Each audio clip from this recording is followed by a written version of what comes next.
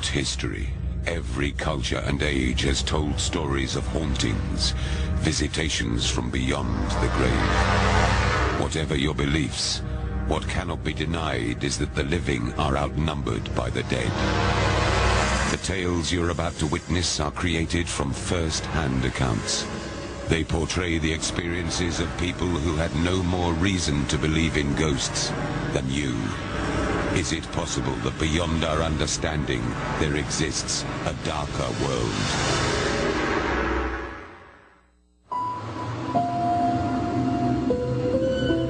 The Opera Tavern Inn, located in the historic theatre district of Covent Garden, London.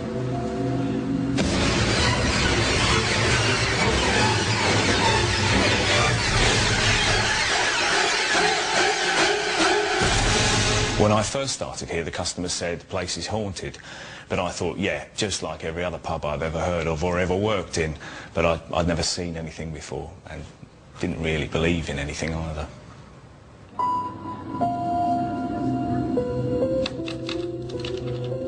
But shortly after Paul and his family took over the pub, he found his skepticism being tested. Boxing Day, 1994.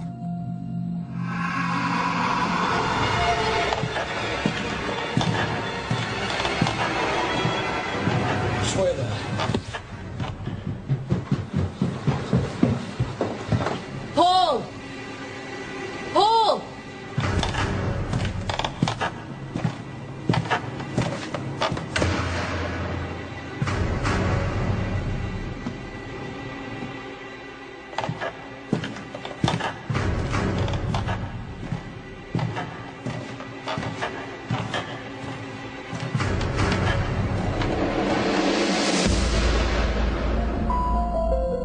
I checked every corner of the house, every room, windows, doors, everything. Nobody could have got in, nobody could have got out, there was no one here. The footsteps couldn't have come from anywhere else. There was nobody in the building next door, either side. It was Christmas, there was nobody living in the street other than ourselves. So I can't explain it.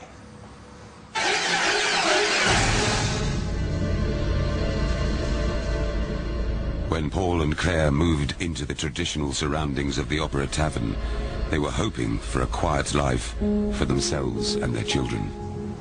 It was a typical night, and we'd put the kids to bed, and we'd come downstairs into the living room, and they were sleeping peacefully, and we were just watching TV.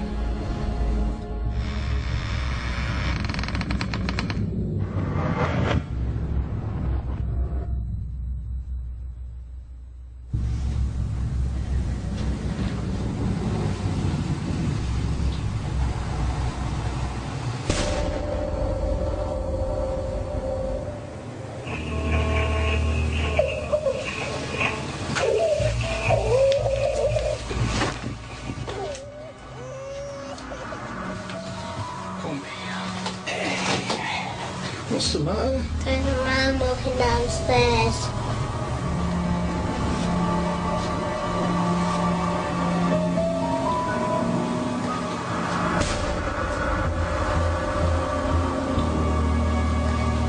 The kids definitely saw something. They were saying they saw a man walking down the stairs, a man who'd been talking to them in the bedroom and had woken them up. That was the first major instance of seeing him, but it happened several times afterwards.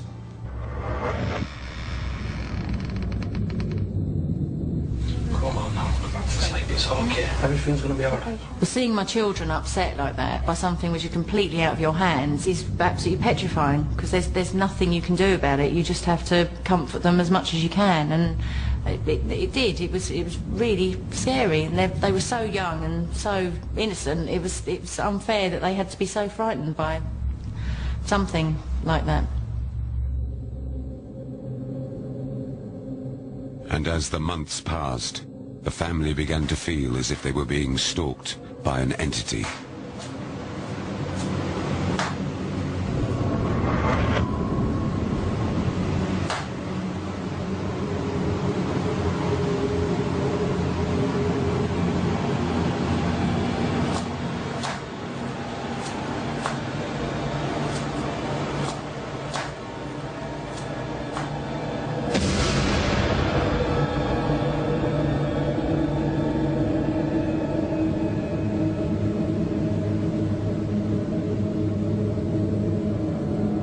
Quite often when I was working in the kitchen, you'd get a sense of someone watching you, or you'd see something out of the corner of your eye, like a shadow, like someone behind you, and you'd turn around and there would be no one there at all.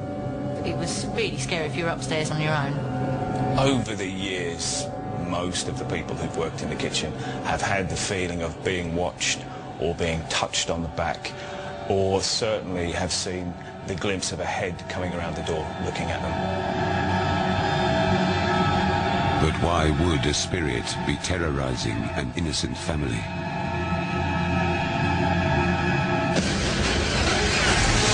The actor Thomas Hallam was violently murdered on the 10th of May 1735.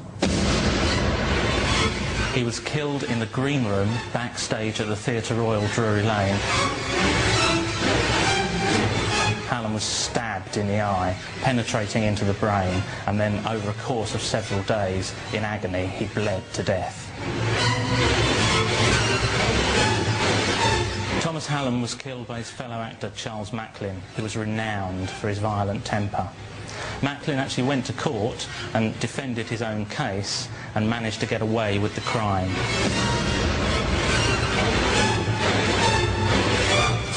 Could it perhaps be that a sense of injustice has propelled the restless soul of Thomas Hallam to return from the grave to seek revenge on his killer?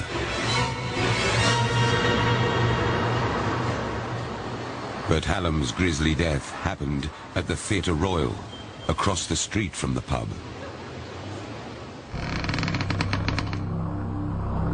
So why haunt the Opera Tavern?